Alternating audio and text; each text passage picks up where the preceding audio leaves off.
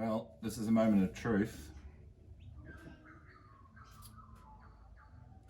Put the injectors in yesterday. We sprung a leak, feed line for the fuel pressure regulator. Then I tried starting it and the coil wasn't plugged in. And the battery was also on 10 volts. So might run, it might not, but we're about to find out. That blue car is so painful. This car is cursed.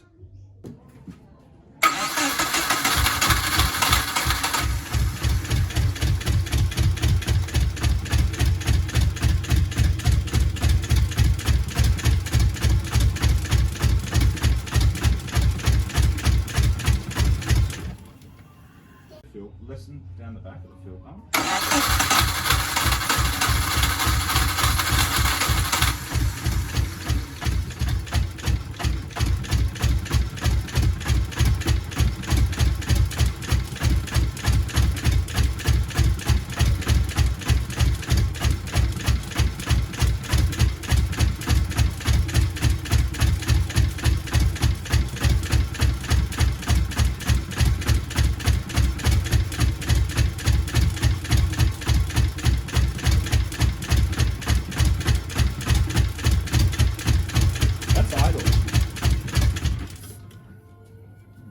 Let me try and plug the idle.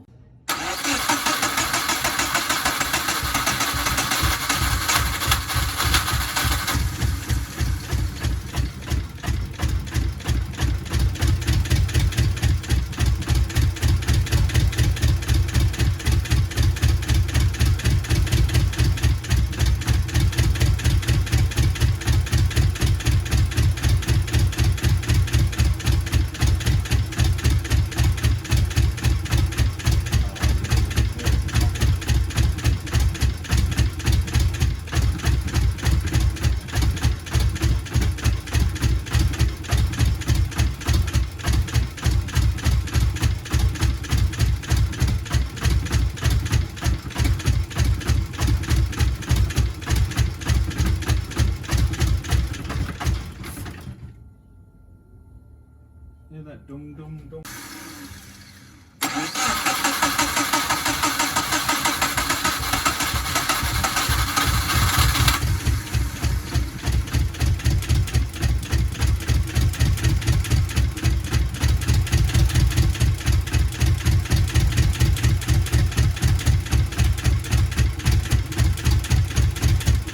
It wants to go.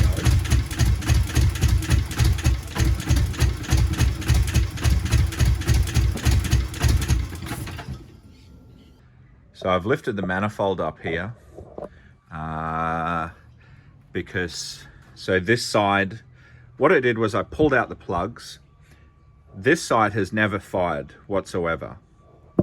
Now, with there not being any vacuum in the ECU log, I checked all these little hoses and stuff. And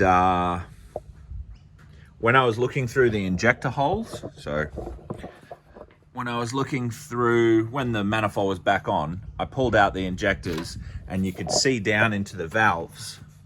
Probably can't see here, but so I thought, oh, I know, I'll pull the manifold off. When I pulled off the manifold, okay, I've got a socket, and when the engine was turning, you could hear a clicking sound. So as the engine goes round,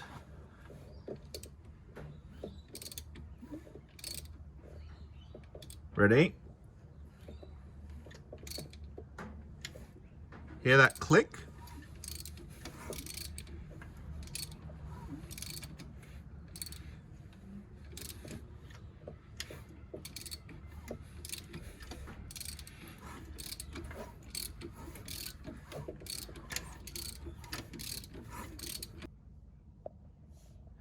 Okay, here's the plugs from that side of the engine, and they've been firing.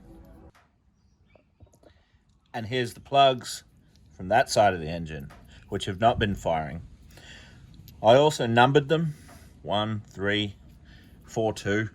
suppose you're wondering why the engine wasn't firing on one side of it. Well, it's because somebody had pulled the engine apart, put it back together, and put the exhaust cam and the inlet cam back to front on that side. Not only that, they'd reused the head gaskets and resealed them using like a red sort of Permatex silicone kind of stuff. So I sent the heads off to PLR cylinder heads at Brendale. They confirmed that 4 of the intake valves on that driver's side were bent. The exhaust valves were usable, they said, and so the heads are getting rebuilt. I pulled off the oil pan to double check that none of the red silicone had clogged up the oil pickup or anything like that, and it hadn't. The engine hasn't run, as far as I know, with the red silicone crap fitted.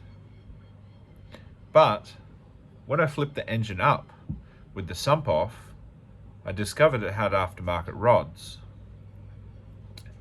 Now, I wasn't sure whether this was a good thing or a bad thing, so I reached out to some people, and one of the people who offered some assistance was Turbo Yoda, who, if you know, is quite an expert on Subaru engines. And essentially he put me in touch with John, who you may have seen on the Skid Factory. He, I guess he's an engine builder. And so just this weekend gone, I took the engine up to his place on the Sunshine Coast, and he's going to check the bearing clearances for me, because essentially what it looks like is it's a 207 short block with what looks like new case halves, an old crank, new aftermarket I-beam rods with ARP studs, and what else? Oh, the stock EJ207 pistons. So when it rotated it, it seemed perfectly fine, but I didn't want to go to all this effort of putting it back together and the bottom end be screwed when, you know, I could just bite the bullet and replace it, or fingers crossed, you know, have some work done to it.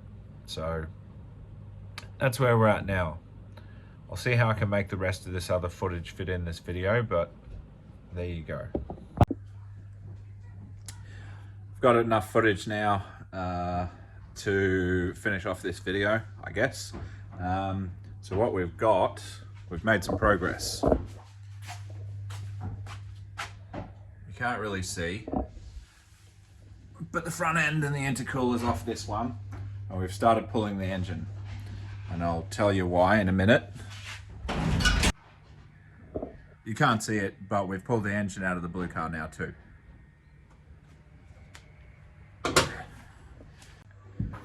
So this is the engine from the blue car. You can see how new the short block is, and the STi heads, they will be rebuilt, probably with new valves. And then you may or may not notice, but there is an engine behind it. And this is actually for the white car. Now this has rebuilt heads, and it's just got a standard bottom end. So I bought this off a mechanic. Heads freshly rebuilt. The reason we can't put these heads on here is because of this bolt pattern. So that's 20G and STi 20K. The bolts are straight. And this is EJ205, and see how the bolt pattern is diagonal, but you can see in there, all brand new, rebuilt. So this engine here will go in the white car, and the white car will be a goer. And this guy here, I'll have to spend the money. I've got to take the heads off, have them reconditioned, have the bent valves replaced, and blue car will then be a goer. Right, so here we have the short block. This is the back side of it. As you can see, it's got a near new Mantic clutch. So I don't know whether it's their stage 1 or stage 2 clutch. I'm yet to find that out. But yeah, this thing looks like it's in near new condition. Now, here's the ugly bit. So what we're looking at here, and I've removed most of it, but the previous owner had put this red silicone before they put the head gasket down, which is a big no-no. You just put the head gasket straight on there. This is where the heads go, and these are your pistons. I've oiled them up because obviously it's exposed to the elements, but it's a bit hard to see for the valves, the valve grooves. There's a mark that's like a little bit up from there that shouldn't be there, and that is from the cams being in the wrong position. Somebody had put the intake cam on the exhaust and the exhaust cam on the other side. So this other side isn't quite so bad. I have almost got it all off already. What we're doing here was I was checking the oil for particles of that gasket material and also for particles of bearing. And so far I have been unable to find any. I haven't cut the filter open yet. I mean, I probably should and just buy a new filter. It's like $15, so I just don't want to. I don't want to open it up and there be bearing in there. But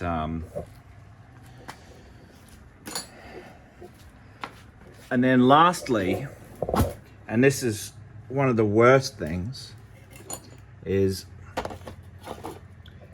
just here. It does look like there's a thread in there, doesn't it? But that's because I ran a regular tap through.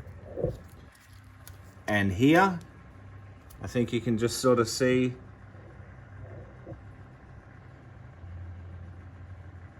and then I think here and here, they've stripped the threads. So that one there is for one of the timing belt tensioners. And what I have to do is I have to put a helicoil in there, up here, and over there to fix it up. So that's what's going on with the short block. As you can see from the top here, it does look like it's very new. Obviously that is not an indication of its condition inside, but it does really look like it's done very little work. It has run before. What's interesting is it has run before. So what can we see? There was carbon built up on the pistons. So it's been running before. For how long, I don't know. And why? Did somebody pull the heads off and put all the red silicone on there? Who knows? But fingers crossed, okay? That this is okay. And I'm gonna get on with doing the manifold anyway. Oh, look at these things. Why? We'll have to fix those for poor old Oliver. This is a rear subframe, which needs to go in the bin. But since I've got it here, what I'm doing is a wider track conversion. So the one I'm holding in my hand should be 15 millimeters longer, therefore pushing the wheel out and giving the rear wider track. I'll show you what we do for the front, but yeah. So here's my wide track setup that I bought for the white car that got crashed into. These are blob eye or bug eye STi front LCAs, and so they are 15 millimeters longer at the bottom, and then I just showed you these are the rears. Well, they're 10 to 15 millimeters. There's a lot of conflicting info online, and I mean, I can measure it, but you know, who cares? It's wider. It'll make it wider. Yippee. That's about it. Don't know if the trailing arms there are the same. I presume they are, but maybe they kick out a little bit.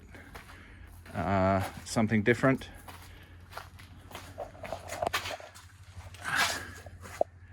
LCAs, if you can see them, go from there across to there, and it's just longer. In doing that, it will naturally give you a little bit more camber, which is something this car needs. Right now, the fronts, I think the camber adjuster's adjusted all the way in. And I mean, it does still stick out ever so slightly.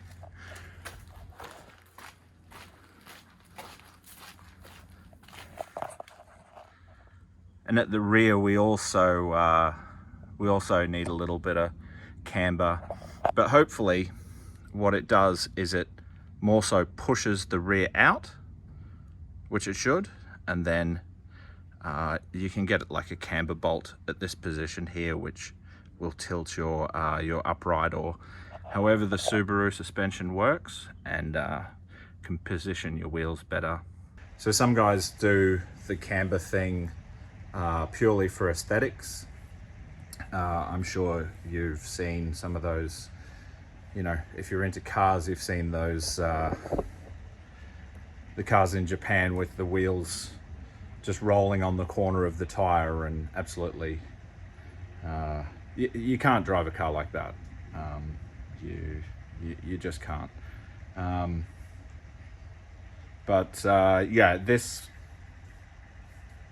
the stuff I'm doing is more for performance. So wider track. The car's more stable at high speed. I am also doing it because it looks good as well. But for example, the Cresta has 25 millimeter extended LCAs. Danny T just chopped them and lengthened them. And then on my Corolla, I had 15 millimeter extended LCAs on the front. And in fact, the Corolla was wider at the rear because it had an RA60 diff, which I think is 10 mil per side wider.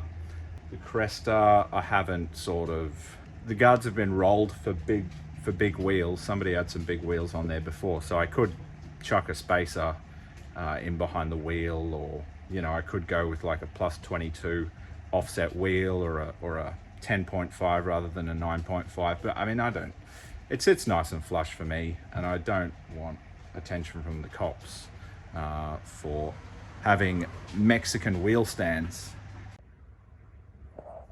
Manifold's now been primered. I sort of just did one coat and then left it overnight to dry, and then I just flipped it over so I could double check that I'd got everywhere, and I hadn't, so that's all done. I've got red paint, but I'm still undecided. I kind of want to do flat black. Something wrong about an STi engine not having the red manifold. I mean, black looks good, but yeah, I just don't know. Just purist things. All right, so there's been a bit of a development in the I guess, timeline, etc. of the blue car. The heads have been at the cylinder shop for about a week now. And what I thought I'd do is I thought I'd take the oil pan off this bottom end here to just make sure that none of that red silicon gaskety shit that somebody used to refit the head gaskets with. It's just making sure it didn't make its way into the oil pan and clog up the oil pickup and that sort of thing. And I've made a discovery. So turns out, yes, none of that red stuff had made it past the block surface there. But in regards to the discovery, I'll see if I can show you guys. All right, so a little bit tricky here, but can't hold a camera, point a torch at the same time. But see that center, the rod in the center? See, oh yes I can. Okay, so see this rod here? That is in fact a aftermarket rod. So I'll just flip the engine up and we'll have a look. All right, so I've got the engine flipped up here now. And can you see here? That's an aftermarket rod. And it's a bit hard to see. The way I discovered it was these are ARP 2000 rod bolts. So this is really quite strange. Looking at the block, or the case halves, they're pretty much new. Looking at the crank, it looks old. Or at least, yeah, it is old. It's oil stained. The rods look new. And then the pistons, well, we can see the pistons here. The pistons are used. So as far as I can tell, those are the 207 stock pistons. Those are new rods, unknown brand, although they look like scat rods. There's some numbers there, if anyone can decipher those numbers. There's also numbers on this rod here, and this one has 3, the number 3 on it. So I don't really know what to do. Well, I do know what to do. I need someone to check this engine because it could be perfectly fine, but it's here now. Like, the bottom end is off. Somebody with the know-how can split the block, measure the bearing clearances, and make sure everything's okay. And if it is stuffed, it can be repaired from this point. Or at least, you know, I can decide, well, hey, it's not in good nick. Let's buy a new 207 Shortblock, etc. So, luckily, I've been put in touch with a gentleman on the Sunshine Coast, and the gentleman, I'm not going to say his name because, you know, I'm sure he doesn't want a bunch of people from the internet calling him and saying, hey, can you measure up my bearings? But yeah, I'm going to take this engine to see the gentleman, and he's going to strip it down and measure the bearing clearances and then make sure this is all good. I mean, my guess is that this is a built bottom end from God knows where. And whether it's still good or not, I don't know. So yeah, that's what we need to find out. Ta-da! I'll pull the engine out. Here it is over here. There it is there on the ground. And here is the new engine. Right, so there's the existing engine from the white car. I've pulled off the front timing cover. Look at all this. So I'm going to pull this one apart and see what's happened to it eventually. But all this oil everywhere doesn't look good. I don't understand how they get so friggin' oily. Like, look at this. That's power steering fluid, because that's where the power steering pump's sat. So what we've got to do is pull the manifold off here and take that turbo off, because it's a VF23 or a 28, one of the two, STi turbo. And we're going to put it on this. So, as you can see here, newly reconditioned heads. Good condition, we hope. 205 Shortblock. Even this, look at this. It's got all crap under here. Now, this engine had an oil leak. That's probably what that oil was built up for. So, just there, if you remember seeing the other engine, there's an oil gallery, goes right through there, and this gentleman had an oil leak here. So what he did was he took the heads off, got them reconditioned, and then he just couldn't be bothered putting the car back together, so sold the engine to me. So hopefully it's good, and it is going in that white mobile there. And I'm going to decide whether or not I steal the interior from this and put it in the blue car, or what happens. Maybe I'll just leave this as is. I was going to give this car to Oliver. He still hasn't got his learners yet, and the blue car is looking like it's going to be quite expensive to fix. But who knows? I might even put the engine in this, register it, and just putt around in it. Who knows? I don't know what the plan is yet, but in the meantime, we're going to take that manifold off, get all this one ready, and chuck it back in there.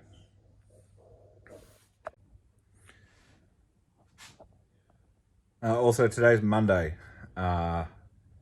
So on Saturday, I took that bottom end from the blue car up to see John, friend of Alan from the skid factory, and he said he's gonna check it over for me, check the bearing clearances. Also, the head shop called me and said that at some point the Pistons had contacted the head. Now, I know from that rotating that 207 Shortblock that I just took up the coast, that the pistons stop 1.7 millimeters below the height of the deck. So in its current form, it's not possible that it could have hit the heads. So I imagine that was when the original STi version 3 bottom end went, and it had rod knock, or it could have been from that 207 Shortblock having rod knock, and that's why it's got aftermarket rods, etc. So who knows, but we're getting it checked out. Hopefully it's fine, okay? Because I really don't want to spend $3,000 on a new 207 Shortblock, or the same kind of money having that one rebuilt, etc. So we're crossing our fingers, aren't we?